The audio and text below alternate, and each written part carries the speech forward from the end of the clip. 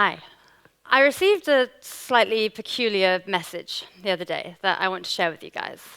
It read, "Whenever I go on dog walks, I'm forever picking up bits of plastic and discarded bags of dog poo. And it sounds weird, but it always makes me think of you." Yeah, my first thought was, that's a bit weird. The writer did then go on to say that she's been trying to live a more green lifestyle since following me on Instagram, and that my photos of beach cleans have been really motivating for her. It's not the first message I've received like this, and I'm sure it won't be the last, but what receiving messages like this are making me realize is that social media is one of the greatest tools we have to organize and promote environmental activism in our communities. Before I tell you why, let me tell you a little bit more about myself. I'm a surfer. I grew up surfing. It was all I ever wanted to do. You couldn't get me out the ocean. I made it my career somehow. Doing surfing is a real job. And with my career, I ended up traveling the world, and I competed on the British and English team. My travels 5 years ago, they took me to the Maldives. And it was there where I first realized the depths of plastic pollution. The Maldives, I don't know if any of you have been there, it's a beautiful country. However, being one of the most densely populated countries in the world, combined with being a nation of islands, and with the huge influx of tourism, it means there isn't a lot of room for them to put their rubbish. So guess what they did with it? They built an entire artificial island to put on all their trash for processing, originally known as Trash Island, and the scale of it's pretty horrific. As you fly into the Maldives, you can actually see the smoke blowing off it some days. The sheer consumption of single-use plastic in the Maldives is out of control. And unfortunately, this situation is not unique to the Maldives. Globally, it's now estimated that there are over 5 trillion pieces of plastic in the sea. 5 trillion. That's a big number. Okay, and that isn't even including microplastics, which scientists have just found in human poo. I've said poo twice in my TED talk now. Okay, so the ocean had been my playground my whole life. I grew up playing in the sea, and after this trip to the Maldives, I knew I had a responsibility to protect the oceans. So, what can I do? When I got home, I began making small changes to my everyday lifestyle choices to reduce the amount of plastic I was using. And I began to share these changes on my social platforms, which, thanks to my surfing career, have quite a good following. The first thing I did was join a movement I'd seen online, the reuse revolution. And I started taking my reusable coffee cup with me wherever I went. Now, I was probably one of those really annoying people who just tells all their friends about their coffee cup all the time, is really smug and always has it with them. But just think about the amount of single-use cups I've saved in the last 5 years. I shared that with my followers with the hashtag where I'd originally seen the movement, hashtag reuse revolution.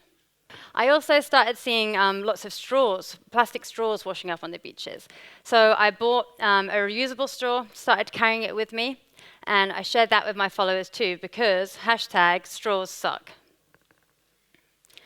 The next change I made, toothbrushes, quick toothbrush story. I organized a beach clean last week in Ireland with a group of women.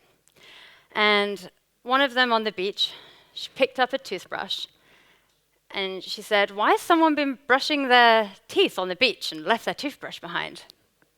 I laughed at her, but actually looking back, I guess it's quite a rational question.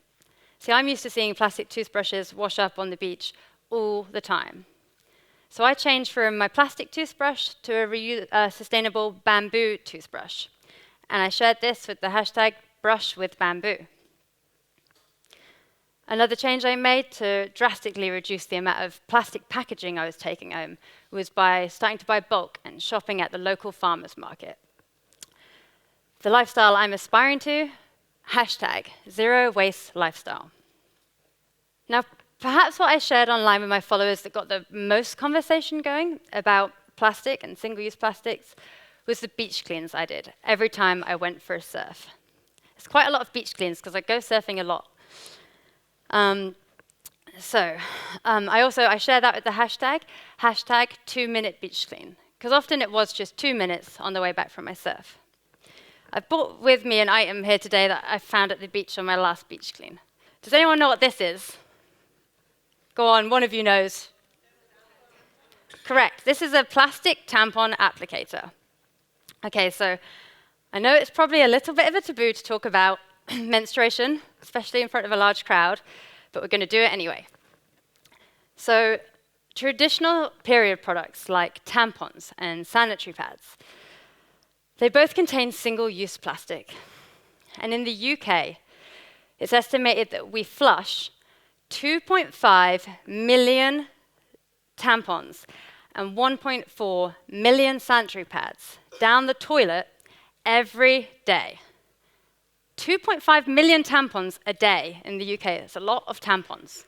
Okay, these go into our sewage systems, and many of them make their way out to sea. Unfortunately, I do have an experience with a sanitary pad, a used sanitary pad while I was surfing that landed on my surfboard and nearly hit me in the face. So I really do have a bit of a personal pet hate for sanitary pads. That's that done with. Okay, don't do that. Okay, so luckily, there are lots of reusable alternatives to these single-use period products. My favorite being, I've also brought it with me to show you on stage, here we are, is the Moon Cup. In case you can't see this, luckily I've prepared a ginormous slide. Okay, so the Moon Cup, it's the menstrual cup, is its real name. It's a reusable product that more and more women are opting for. Just in case some of you, which I imagine some of you, especially the men, might have no idea what this is for, so I'm going to give you a very quick explanation. I was told not to say demo because you'd all get a bit worried.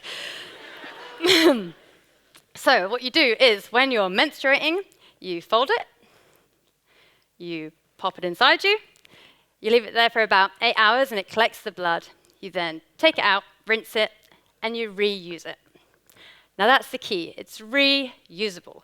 So you aren't flushing it down the toilet or throwing it in the bin so it finds its way to ocean or landfill.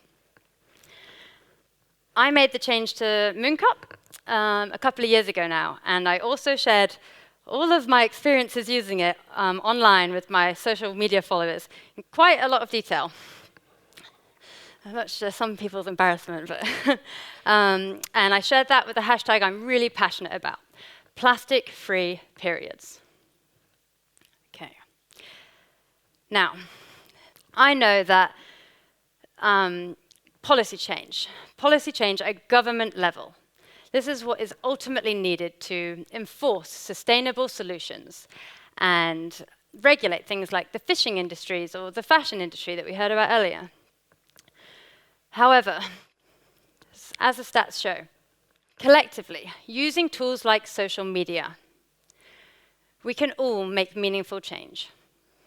The reuse revolution, so where you reuse your coffee cup and you don't use the single-use ones, that's diverted an estimated 3.5 billion single-use coffee cups from landfill in the last decade. 3.5 billion, that's another very big number. The hashtag straws suck, you can't really see it that well up there. So straws suck, it was taught to a class of primary school children in the UK. Primary schools are the small ones. And those kids, they used it to write a petition, which they managed to get over 100,000 signatures. They took it to government, and that petition with the kids and the hashtag straws suck has become part of the reason why straws are now being banned in the UK, plastic straws. And one of my favorites, the hashtag 2-minute beach clean has now over 90,000 posts online of people doing their 2-minute beach cleans. Now, 90,000 might not sound like a lot, but it was just a small hashtag started by a guy I know in the southwest of England. And to see over 90,000 people doing their 2 minutes to collect rubbish and raise awareness of plastic pollution online, all the way from Greenland to Antarctica now, it's a global movement, really fills me with optimism. So what I really want to say is that every single change that we make and everything that we share online, it really can have a positive impact. I might just be creating gentle ripples, baby waves with what I post online, but I know they are part of a much bigger wave. So, what can you do? I read on Google, all good speeches have a what can you do section. So, I'm sure that a lot of you here today have already made a lot of decisions in your life about like a lot of changes to become more environmentally conscious. But I would love it if you made those changes and you started sharing them with your community. Okay, so if you're online, whether you have 100 followers or 100,000, you have the power to be a change maker. And even if you're not on social media, share them with your friends, your family, your colleagues, the person behind you in the coffee shop who's looking at your reusable cup, wondering, where the hell you got that from? Or next time your girlfriend asks you to borrow a tampon, say, hey, have you not heard of the moon cup? Jeez. Okay. Inform them of the decisions that you've made. Let them decide if they want to follow. And I'm hoping you'll be surprised how many will.